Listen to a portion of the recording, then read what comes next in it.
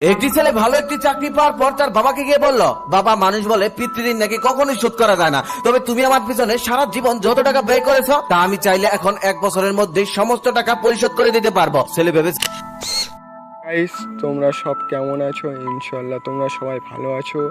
আজকে যে গল্পটা শুনতে চলেছি খুবই অসাধারণ গল্প।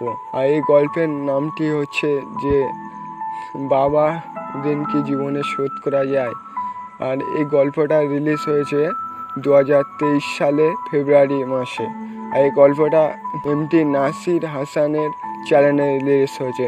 তাকে পার্সোনালি একটি থ্যাংক ইউ জানাই যে এত সুন্দর গল্পটা বলার জন্য বা গাওয়ার জন্য। সেই গল্পটা চলো শুরু করা যাক, তাহলে শোনা যাক। আশা করি তোমরা ভিডিওটা দেখবে।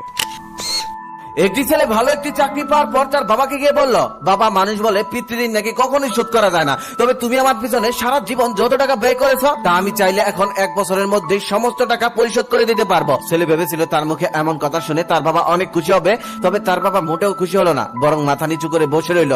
কিছুক্ষণ পর তার বাবা বলতেছে, বাবা, তোকে একটা গল্প শোনাই, শুনবি? ছেলেটি তখন মাথা নাড়িয়ে গল্প শোনার জন্য সম্মতি জানালেন। তখন তার বাবা বলতে লাগলো, জানিস, তোর বয়স যখন 4 বছর ছিল তখন আমার বেতন ছিল মাত্র 1500 টাকা। সেই 1500 টাকা দিয়ে আমি সংসার চালাতাম, অনেক কষ্টে সংসার চালিয়েছি, তবুও কখনোই কাউকে বুঝতে দেয়নি। তোকে যেদিন প্রথম প্রাইমারি স্কুলে ভর্তি করে দিলাম সেদিন রাতে তোর মা আর আমি সারা রাত ঘুমাইনি। আমরা চিন্তা করেছি আজ থেকে ছেলের লেখাপড়ার জন্য আমরা কি কি জিনিস স্যাক্রিফাইস করব। সে বছর ঈদে তোর মাকেও একটা কাপড় কিনে দিতে পারিনি, তবুও তার কোনো অভিযোগ ছিল না। সে সবসময় বলতো আমার ছেলে একদিন মানুষের মতো মানুষ হবে, আমার সমস্ত ইচ্ছে সেদিন পূরণ করে দেবে। কিন্তু দেখ, তার এই স্যাক্রিফাইসে তুই মানুষের মতো মানুষ হলি, কিন্তু সেই হতভাগীটা আজকের এই দিনটা দেখে যেতে পারলো না। একবার তোর মা অনেক অসুস্থ হয়ে পড়েছিল। সে বছর প্রতি মাসে তোর মায়ের জন্য অনেক টাকার ওষুধ লাগতো। আমি ওভারটাইম করতাম, পায়ে হেঁটে অফিসে যেতাম, আবার বাসে চেপে অফিস থেকে ফিরতাম, কিন্তু এগুলো কাউকে বুঝতে দেয়নি, এমনকি তোর মাকেও না। তোর সমস্ত ইচ্ছে তখনও পূরণ করতাম, তোর লেখাপড়ার জন্য তখনও সমস্ত খরচ বহন করতাম। জানিস, একজন পুরুষ থেকে বাবা হতে ছেলেদের কোনো কষ্টই হয় না, সমস্ত কষ্ট মারাই করে থাকে, তবে একজন বাবা থেকে দায়িত্বশীল বাবা হওয়াটা অনেক কষ্টের। আমি জানি আমার তখনকার 1 টাকা আর তোদের এখনকার 1 পয়সা সমান, কিন্তু খেয়াল করে দেখ, তুই ওই 1 টাকা দিয়েই বন্ধুদের নিয়ে আড্ডা দিয়েছিস, ঘুরে বেরিয়েছিস, টুরে গিয়েছিস, নতুন মোবাইল কিনে হেডফোন লাগিয়ে।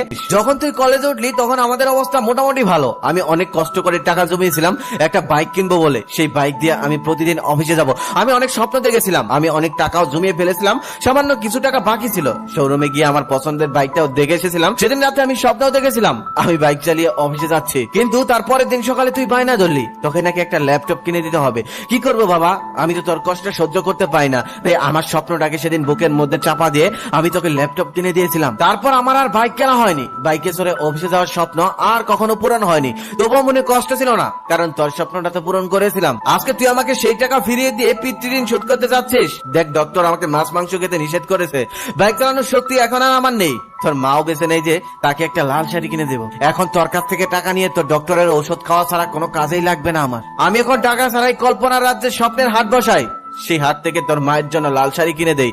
আমি তোর মাকে নিয়ে ঘুরতে যাই, বন্ধুদের নিয়ে আড্ডা দেই, সেই বাইকে চড়ে আমি ঘুরে বেড়াই পুরো শহর, যে বাইকটা আমি শুধুমাত্র টাকার অভাবে কিনতে পারিনি। সন্তানের প্রতি ভালোবাসা হয়তো কোনো পিতা কখনোই প্রকাশ করে না, তবে কখনোই সন্তানের প্রতি দায়িত্ব থেকে কোনো বাবাই পিছিয়ে যায় না। আমি তোর পিছনে আমার যে কষ্টার্জিত অর্থ ব্যয় করেছি তা হয়তো তুই একদিন শোধ করে দিতে পারবি, কিন্তু আমার যৌবনে দেখা সেই স্বপ্নগুলো তুই কখনোই ফিরিয়ে দিতে পারবি না, ফিরে দিতে পারবি না তোর মার আর আমার ত্যাগ করা জিনিসগুলো। বাবা তখন আরো বলল, তোকে একটা প্রশ্ন করি, ধর আমরা একটা নৌকাতে ঘুরতে গেলাম, সেখানে তোর ছেলে, আমি আর তুই, হঠাৎ নৌকাটা ডুবে যাচ্ছে, তুই একজনকেই বাঁচাতে পারবি, তুই কাকে বাঁচাবি? ছেলে অনেকক্ষণ মাথা নিচু করে বসে রইল, কোনো কথাই বলতে পারলো না। বাবা তখন বলল, থাক, তোর কিছু বলতে হবে না, কারণটা হলো ছেলে থেকে বাবা হয়, বাবা থেকে কখনোই ছেলে হওয়া যায় না। পৃথিবীতে সব থেকে ভারী জিনিস কি জানিস?